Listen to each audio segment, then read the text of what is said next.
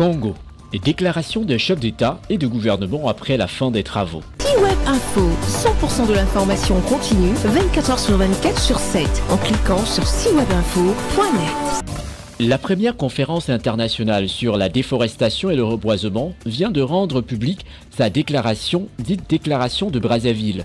La ministre en charge de l'économie forestière, Madame Rosalie Matondo, a lu les principales conclusions à l'issue du serment de haut niveau de la première conférence internationale sur l'afforestation et le reboisement. Elle a fait mention des engagements des chefs d'État et de gouvernement ainsi que des spécialistes des questions climatiques. Nous nous engageons, s'agissant de la gouvernance du système mondial sur la forestation et le reboisement, 1.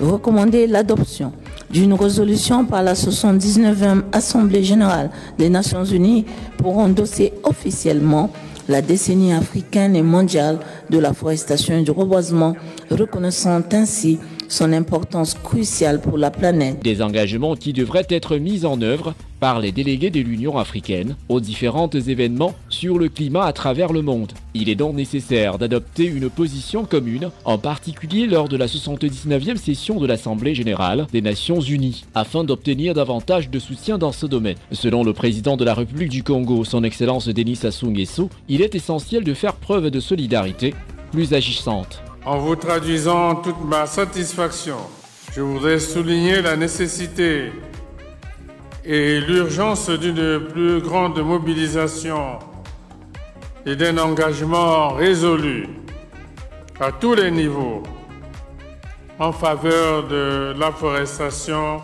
et du reboisement.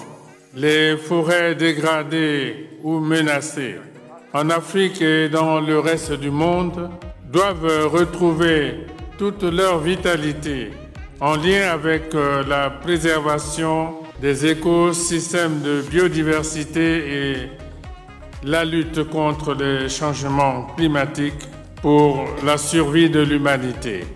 Une telle décision nous impose à nous tous, décideurs, experts scientifiques, partenaires techniques et financiers, leaders d'opinion, le devoir d'une solidarité plus agissante. Notre responsabilité collective appelle l'affirmation effective d'une prise de conscience mondiale. Ainsi, le sommet de Brazzaville a respecté toutes ses promesses, ce qui permettra aux différentes délégations de l'Union africaine de marcher en rang serré et avec assurance dans les prochains combats sur le climat. Retrouvez toute l'actualité afro-mondiale en ligne et en multidiffusion sur C-Web Info et plateformes digitales, Facebook, YouTube, Instagram et en simultané sur Radio Voltage 2.